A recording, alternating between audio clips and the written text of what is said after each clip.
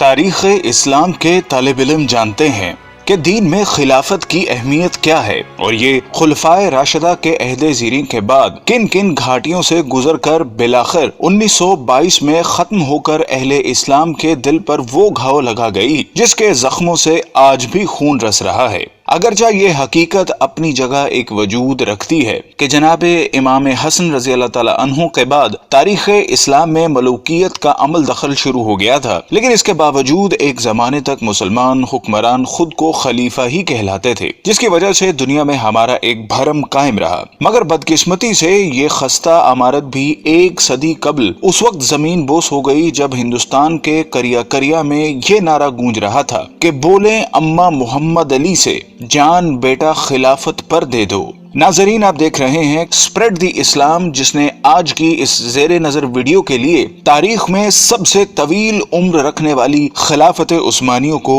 اپنا موضوع سخن بنایا ہے، جس میں اس عہد کے سرسری جائزے کے ساتھ ساتھ اس معاہدے کا بھی خاص طور پر تذکرہ کیا جائے گا جو کہ اس کے خاتمے کے وقت اتحادی قوتوں اور اس کے شکست خوردہ حکمران کے درمیان طے ہوا تھا، جس کی عمر 100 سال مقرر کی گئی تھی، اور ہم جانتے ہیں کہ یہ مدت آئندہ سالوں میں ختم ہو جانے والی ہے، جس کے بعد نہ صرف عالم اسلام بلکہ پوری دنیا میں ایک بہت بڑی تبدیلی کے مواقع موجود ہیں۔ لیکن اصل موضوع کی جانب بڑھنے سے قبل ہمارے اس قافلہ تحقیق و جستجو میں نئے شامل ہونے والے ساتھیوں سے درخواست ہے کہ وہ پہلے چینل کو سبسکرائب کر کے ساتھ موجود گھنٹی کی علامت کو بھی دبا دیں تاکہ اسی نوع کی ہماری دیگر ویڈیوز بھی ایک خودکار نظام کے ذریعے آپ تک پہنچتی رہیں۔ معزز ناظرین، بنو امیہ کی حکومت کے خاتمے کے بعد 132 ہجری میں خلافت بنو عباس کا قیام عمل میں آیا، جو کہ قریب 5 صدیوں تک قائم رہی، اور اس زمانے میں بغداد نہ صرف علم و حکمت کا گھر تصور ہوتا تھا بلکہ اس کا شمار دنیا کی طاقتور ترین حکومتوں میں بھی ہوتا تھا، جس کو ہارون الرشید اور مامون الرشید جیسے خلفاء نے قوت و حشمت کی بلندیوں تک پہنچا دیا تھا۔ لیکن فطرت کے اس اصول یعنی ہر کمال زوال کے تناظر میں جب 8ویں خلیفہ معتصم باللہ کے بعد عباسیوں نے محض ہوس اقتدار کو اپنا مطمع نظر بنا لیا تو ہلاکو خاں کے ہاتھوں اس کا بھی خاتمہ ہو گیا، اور یہ تاریخ اسلام کا وہ خونی باب ہے جس کو رقم کرنے کے لیے شیر کا کلیجہ درکار ہے۔ لیکن چونکہ آج کا ہمارا موضوع خلافت عثمانیہ ہے جس نے اسی راگ سے جنم لیا، سو ہم اسی تک محدود رہتے ہوئے ابھی اس سے صرف نظر کریں گے۔ ناظرین محترم، عین ان لمحات میں جب بلا لحاظ عمر و جنس مسلمانوں کا خون بغداد کی گلیوں کو سیراب کر رہا تھا اور تاتاریوں نے صرف مسلمانوں پر زندگی حرام کر دی تھی کہ ایک دیندار گھرانے میں ایک بچے نے آنکھ کھولی اور اس کے والدین نے نومولود کا نام عثمان رکھا، جس سے ان نامہربان موسموں میں ہر ممکن حد تک اچھی تربیت کی گئی، اور جب وہ جوانی کی حدود میں پہنچا تو اس نے اپنا روحانی تعلق ایک درویش خدا مست سے قائم کر لیا، اور پھر ایک دن اس نے خواب دیکھا کہ اس کے مرشد کے سینے سے ایک چاند نکل کر اس پر سایہ فگن ہو گیا ہے۔ ساتھ ہی اس نے دیکھا کہ اس کے قدموں سے ایک درخت نے جنم لیا جو دیکھتے ہی دیکھتے نہ صرف جوان ہو گیا بلکہ اس کی شاخوں نے دنیا کے ایک بہت بڑے حصے کو بھی اپنی لپیٹ میں لے لیا ہے، اور اسی کی کوکھ سے اس نے 4 دریاؤں اور 4 پہاڑوں کو بھی نکلتے دیکھا۔ خواب سے بیداری کے بعد جب عثمان نے یہ خواب اپنے پیر و مرشد کے سامنے بیان کیا تو انہوں نے کہا، مبارک ہو، اللہ نے تمہیں اور تمہاری اولاد کو اپنے دین کے لیے چن لیا ہے۔ ناظرین گرامی، یہ 1299 کا سال تھا جب فطرت نے عثمان کو دولت عثمانیہ قائم کرنے کی قوت بخشی۔ یہ نوزائندہ اسلامی مملکت اس بازنطینی حکومت کے پڑوس میں قائم ہوئی جس کو آج ہم اہل روم کی حکومت سے موسوم کرتے ہیں۔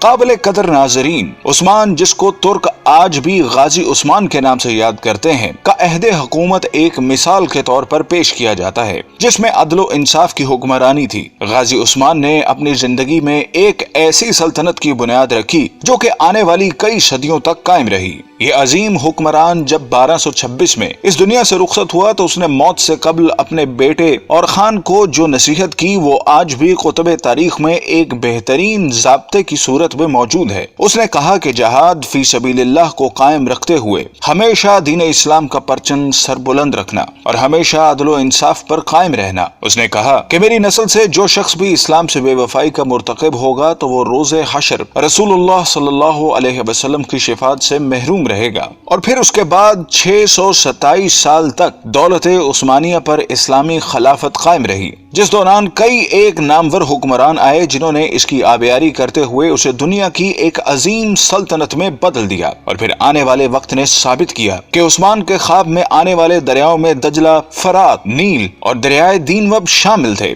جبکہ پہاڑوں میں کوہ طور، کوہ بلقان، کوہ کاف اور کوہ اطلس تھے جو کہ بعد ازاں اس کی قلم روح کا حصہ بنے۔ ناظرین گرامی، جیسا کہ ہم نے عرض کیا کہ 1922 میں اس وقت خلافت عثمانیہ کو ایک بین الاقوامی معاہدے کی روح سے ختم کر دیا گیا، جس کے بعد اسلامی حکومتی مرکز کی چھتری سے نکل کر علیحدہ علیحدہ تشخص کی حامل ہو گئیں۔ لیکن ہم میں سے بہت کم لوگ ایسے ہیں جو اس معاہدے کے بارے میں آگاہ ہوں، جن کی تفصیلات ہم آپ کے سامنے رکھ رہے ہیں، جن کو جاننے کے بعد ہمیں امید ہے کہ آپ دنیا کے موجودہ حالات اور اس میں عالم اسلام کے حالت زار کے بارے میں بہتر تجزیہ کر سکیں گے۔ جب پہلی جنگ عظیم کے بعد ترکوں کو شکست فاش کا سامنا کرنا پڑا تو اس کے بعد اتحادی ممالک جن میں برطانیہ اور فرانس جیسی قوتیں شامل تھیں نے ترک سلطان سے معاہدے میں یہ شرطیں بنوائیں جن کے مطابق سلطان کی تمام ذاتی املاک کو ضبط کر لیا گیا، خلافت عثمانیہ جو کہ 3 بر اعظموں پر پھیلی تھی کو توڑ دیا گیا، اور آپ اس کی وسعت کا اندازہ لگانا چاہیں تو حیران رہ جائیں گے کہ اس کو توڑنے کے بعد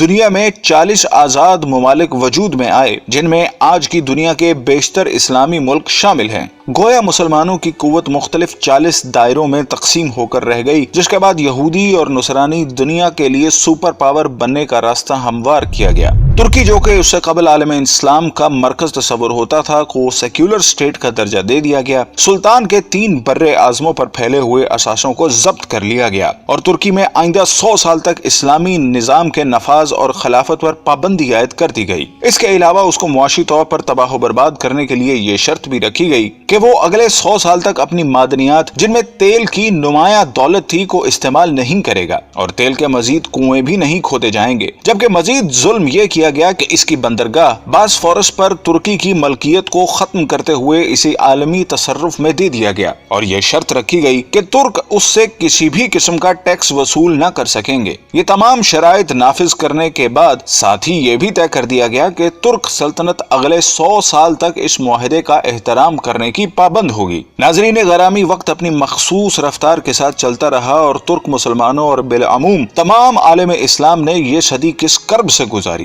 اگر اس داستان خون رنگ کو لکھنے کی جسارت کی جائے تو ظاہر ہے ایک پوری کتاب کی ضرورت پڑے گی، لیکن یہ عہد پرآشوب اپنی تمام تر حشر سامانیوں کے ساتھ اب اپنی آخری سانسیں لے رہا ہے، اور اب مزید کچھ سال بعد ترکی اس معاہدے سے آزاد ہونے والا ہے جس نے 100 سال تک اس کی آزادی کو اس سے چھینے رکھا۔ لیکن جو وقت قریب آ رہا ہے تو اسلام مخالف قوتوں کی راتوں کی نیند میں خلل آنے لگا ہے کہ اس معاہدے کے بعد دنیا میں ایک بار پھر نئے دور کا آغاز ہونے والا ہے، جس کی طاقتور شہادتیں ترکی کی موجودہ قیادت جو کہ مرد حر طیب اردغان کا قول و عمل دے رہا ہے۔ ہر چند کے گزشتہ ایک صدی میں ترکی کو اسلام سے دور رکھنے کی ہر ممکنہ کوشش کی گئی، لیکن اس کے باوجود حالات گواہی دے رہے ہیں کہ وہ چنگاری جس کو اغیار نے اپنی مکاری سے دبانے کی سرتوڑ کوششیں کی، وہ ایک بار پھر شعلہ بننے کے لیے بےتاب ہیں۔ بلکہ اگر طیب اردغان کے طرز عمل پر ذرا سا بھی غور کریں تو یہ بات کھل کر سامنے آتی ہے کہ برما کا معاملہ ہو یا کشمیر کا مسئلہ،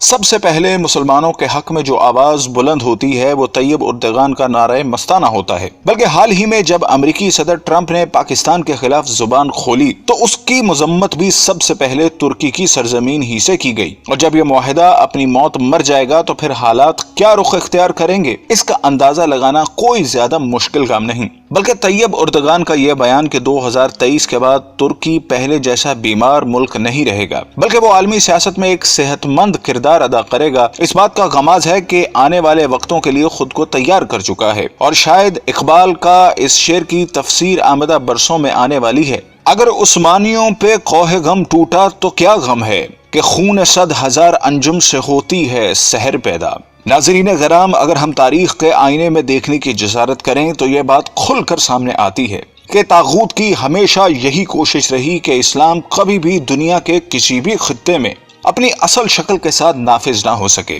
اور اگر ماضی میں بھی کبھی ایسی کوشش کی بھی گئی تو اس کی مخالفت میں تمام ابلیسی قوتیں متحد ہو گئیں، جس کی تازہ ترین مثال ملا عمر کے افغانستان میں اسلام کے نفاذ کی کوشش تھی، جو طاغوت کے لیے ایک ڈراؤنا خواب تھا، جس کے مقابلے میں ہم نے دیکھا کہ دنیا کی تمام قوتیں اس پسماندہ ترین ملک کے خلاف صف آرا ہو گئیں، اور نہ ہی وہ طاقتیں جن کے بارے میں اللہ رب العزت کا ارشاد ہے کہ یہ کبھی تمہاری دوست نہیں ہو سکتی، بلکہ یہ آپس میں ہی ایک دوسرے کی دوست ہیں۔ یہ گوارا کرتی ہے کہ ملت اسلامیہ کبھی ایک مرکز تلے جمع ہو سکے، اور یہی وجہ ہے کہ انہوں نے اسلام کی خلافت کو ختم کر کے اپنے تئیں ایک بہت بڑا معرکہ سر کر لیا تھا، اور اس خوش فہمی میں مبتلا تھیں کہ شاید ایک صدی کی گرد تلے دبے یہ ترک مسلمان دوبارہ اپنی فطرت کی طرف مراجعت اختیار نہیں کر سکیں گے، لیکن وقت کے تیور بتا رہے ہیں کہ اب ان کا یہ خواب پورا نہیں ہو سکے گا، اور ایک دفعہ پھر دنیا میں خلافت کی بنیاد رکھی جائے گی، کیونکہ حضور صلی اللہ علیہ وسلم کی حدیث کے مطابق قیامت سے قبل